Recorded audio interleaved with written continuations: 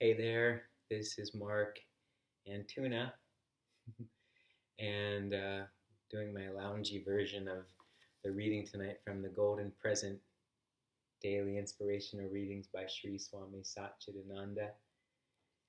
My plan to read these for 365 days. I'm on like 212 or something like that. And I read from the daily reading. These are daily readings. They have the date, and I just open to the date, and then I do the reading, and then I share. And I try to get one done each day, and I'm just getting this one in for today. It's 11:47 p.m. But I'm on a new plan now, and this is the one for tomorrow. So I want to stay on top of getting these done the day before. So let's see. The reading is the prayer for July 22nd.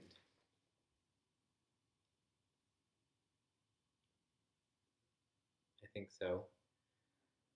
Um, yeah, July 22nd. The prayer will come.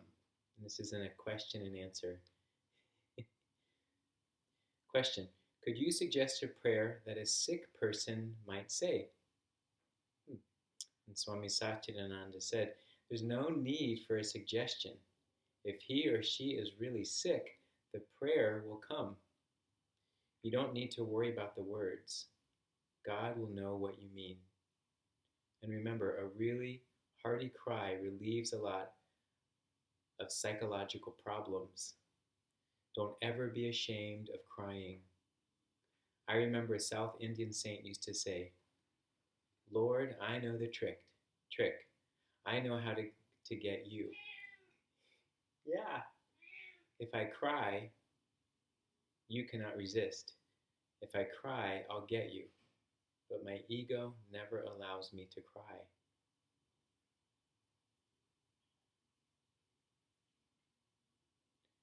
Lord, I know the trick. If I cry, you cannot resist. Cry, I'll get you. I see. Yeah, I like how this is just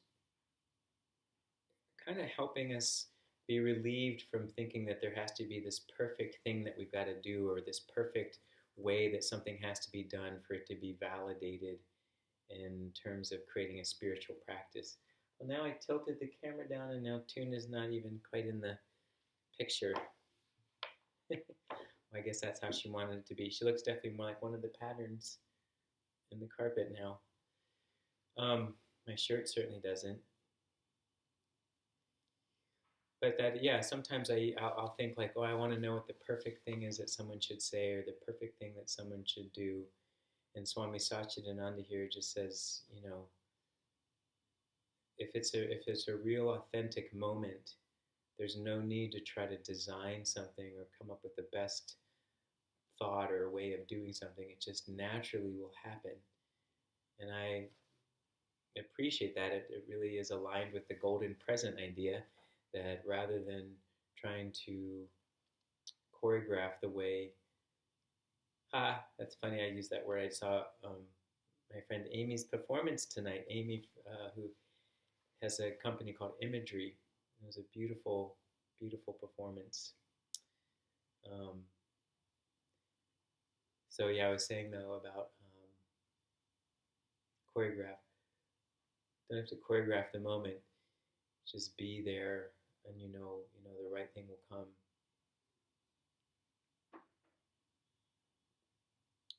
God will know what you mean. Higher power will know what you mean. There's Tuna. And then, the part about a really hearty cry. Yeah. I know it seems like there's been some times in my life, it's almost like it's been I remember at one point it seemed like every 4 or 5 years or something like that, where I feel like I would have this really, really hearty cry. And I mostly remember this from my 20s and 30s. I don't recall anything as of late. But there were some times when like something small would trigger it, but it would turn into this intense, long episode of crying and really letting out a lot of emotion, to the point that I would almost forget what started it, and I would feel so much better afterwards, you know. But during it, it's so intense. It's this almost this you know, retching and heaving, and it just feels like the end. But it to go through it, and then, you know, something then shifts. It's this really profound emotion that we get to express, you know, just like anger or some other really intense emotions.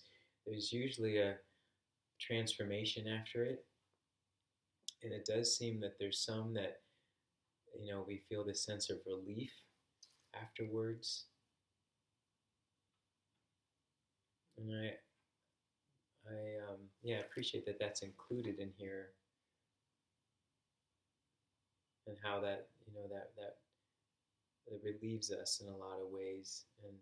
And also, yeah, not to be ashamed of crying. I remember just hearing that crying is just another emotion, and it just is on the spectrum of all the different emotions we have. We just tend to judge it, or we have a harsh view of it because we think it equals weakness, and it's just part of our natural selection where we want to avoid things that make us look weak. And somehow we got that kind of messaging, but crying is really powerful, and when we can, um, yeah, let go of the judgment around it, and just again be in the moment with whatever that is. That crying for a connection. What happened? You all right? Yeah, this is the Tuna's crying. Hi. Hi. Hi.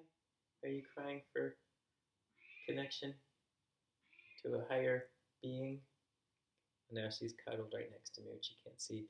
Anyway, that's my reading for today. So thanks for watching, and it's kind of interesting to do it reclined back. I'm on a bolster, like a yoga bolster, so I'm probably shouldn't have done that because I'm feeling pretty much ready to just check out. But anyway, I'll see you next time. I've got to reach up and turn this off. Take a weird foreshortening perspective. It looks like my arms are really small.